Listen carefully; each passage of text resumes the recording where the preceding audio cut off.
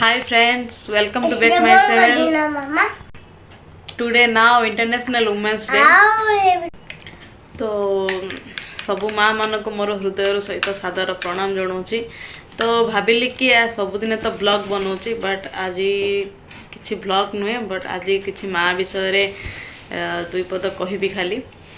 तो कौन कहबी जिते कहले भी तो शब्द ही ना मो पाखे कहवाई बट किसी तो कहबी टिके मो मनरे जहाँ अच्छी से आम तो बहुत महान आम जीवन रे तांकर अवदान महत्वपूर्ण अटे।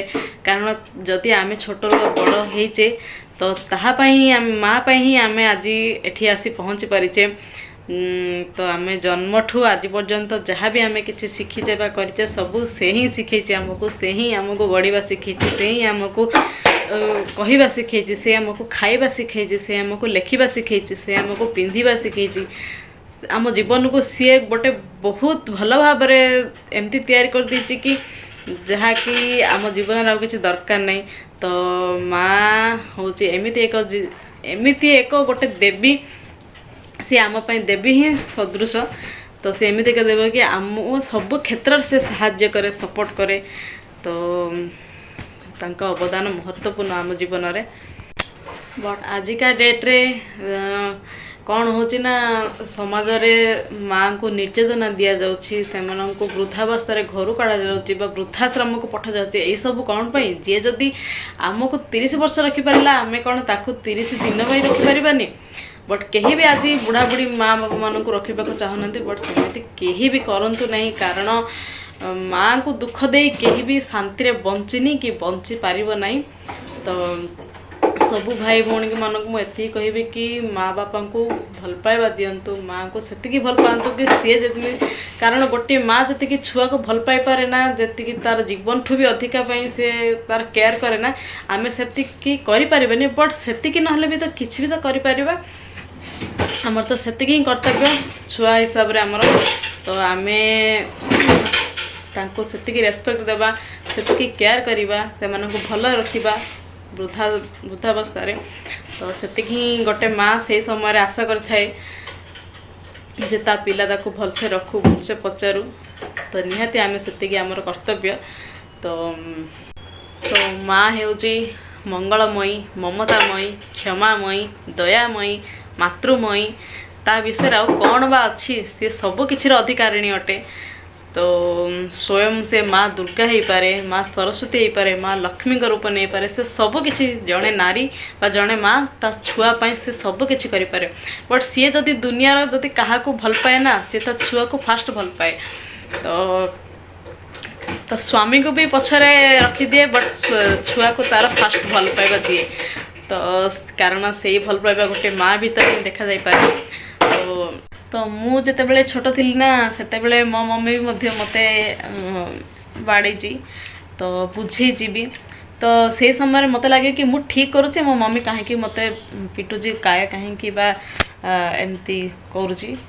तो बट से समय मुझे किसी बुझीपर नहीं कि भल कटा खराब कौन सेमती किसी ना। बट माँ ठू यही दुनिया रे बहुत भल शिक्षक बा शिक्षयित्री कहीं भी नुहे, से बहुत शिक्षा दिए, भल शिक्षा दिए।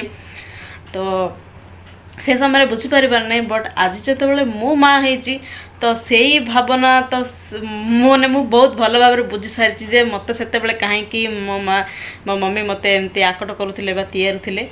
तो निहाती भाव में तो माँ मानकर से केयरिंग गुणटा तो रही। बट आज जो मो माँ होती मो भी मो छुआ प्रति केयरिंग अटे। तो से सब किसी आज बुझीपारी। तो जाओ भगवान आमको निजे न आसिक आमको एमती एक गोटे जिनस देते जहाँकि आमर जीवन सारा आमर उपकार ही आसे, से हूँ माँ। तो जार माँ नहीं तार किए भी साहा नहीं जो कहते एटा भी ठीक। कारण जिते घरे आम थाऊ छोट परिवार आमर, आम जिते घरे था जिते मम्मी घरे न गाँ को पलि से समय घर आमको बहुत एका लगी थाए। समस्त क्षेत्र में एमती होता पारे एका एका लगे। तो सेमती ही तो बाबा जदि नथिले एमती लगे नहीं, बट मम्मी नथिले घरटा एका एका लगता है। तो निहाती भावे तो माँ रो पिला प्रति यही भल पाइबा तो समस्त अच्छी। तो ମୁଁ ଆଶା କରୁଛି କି ସବୁ ମାଆ ମାନେ ଏମିତି ତାଙ୍କ ଛୁଆଙ୍କୁ ଭଲ ପାଇବା ଦିଅନ୍ତୁ ଆଉ ଭଲ ପାଆନ୍ତୁ ମଧ୍ୟ। ତ ଆଉ ସେତିକି ଛୁଆମାନଙ୍କର ବି କର୍ତ୍ତବ୍ୟ କି ସେତିକି ମାଆ ବାପାମାନଙ୍କୁ ଆପଣ ବି ମଧ୍ୟ ଭଲ ପାଇବା ଦିଅନ୍ତୁ। ତ ବାସ୍ ଖୁସିରେ ଏମିତି ଚାଲୁ। ଆଉ ଆଜି ଆଉ କ'ଣ କହିବି ମାଆ ବିଷୟରେ, ମୋ ପାଖରେ ତ କିଛି ଆଉ ଭାଷା ବି ନାହିଁ ସେଇ ସବୁ କିଛି ବର୍ଣ୍ଣନା କରିବାକୁ।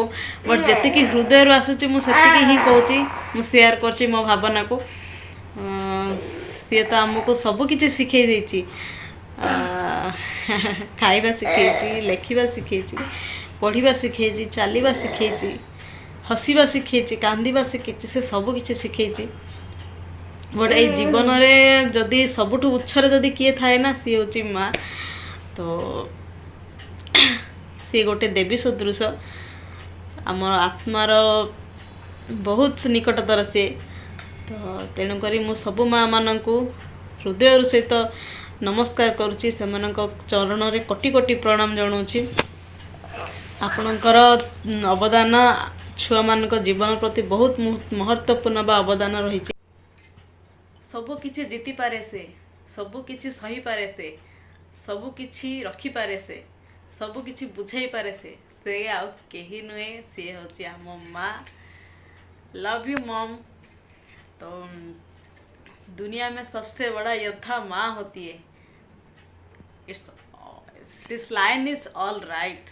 एटा बहुत ठीक, कारण दुनिया रे सबुठु बड़ योद्धा माँ ही होता है। तो माँ भली वीर किए नहीं कि वीरंगना भी किए नहीं, तो सी ही जड़े होता है पर निज शिशु पे से सब किछि लड़ी पारे। आपण यही लाइनटा केजीएफ चैप्टर 1 रो। तो सतरे बहुत बहुत भल लगे से दुई पद लाइन। तो सब माँ मान को मोर हृदय सादर प्रणाम रही। तो एमती छुआ मान भल पाइबा दिंतु, से आग को नियंतु। तो आशा करुँच आज ब्लॉगटी बहुत ही भल लगी।